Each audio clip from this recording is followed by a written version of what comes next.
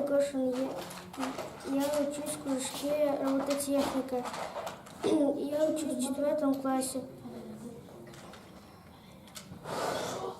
Это мой проект БМВ 2019. Вот это нужно, чтобы накачивать воздух. И воздух накачивается вот сюда. И нужно, чтобы больше воздуха было и намного хватило. Вот это рычаг, который это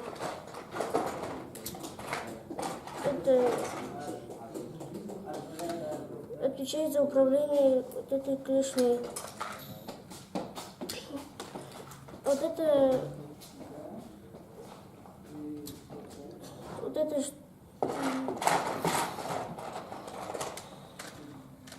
чтобы, когда рычаг это поворачиваешь, это поднимается и опускается.